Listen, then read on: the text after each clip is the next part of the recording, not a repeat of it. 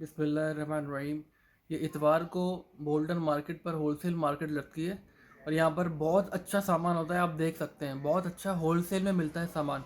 जो सामान चेज़अप पर और नाइस स्टोर पर आपको रिटेल में और महंगे रेट से मिलता है, यहाँ आपको होलसेल में मिलता है और आप बल्क क्वांटिटी में यहाँ से उठा सकते हैं। आप देख सकते हैं इतवार को इस मार्केट पर ज़रूर विज़िट करें। बोल्टन मार्केट पे लगती है ये 12 बजे से शाम 6 बजे तक लगती है, 5 से 6 बजे तक। तो यहाँ पर आपको हर चीज़ होलसेल मिलेगी, ख़ास तौर पर चॉकलेट।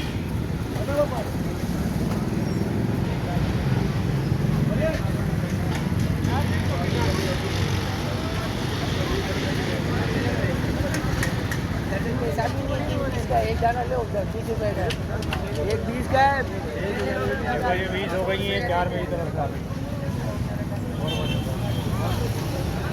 250 ये बार बार नहीं आई, ये जो उठाया था ये मौसमी छोटी वाली बार नहीं ये डेली लेना है। 5 के उठा के 6 ले लिए ना। 250 ये इतवार बाज़ार लगता है यहाँ पर बोल्टन मार्केट में और बहुत ज़बरदस्त लगता है। तो मैं आपको मशवरा दूंगा कि आप ज़रूर यहाँ पर आएँ और देखें कैसे बाज़ार लगता है यहाँ पर।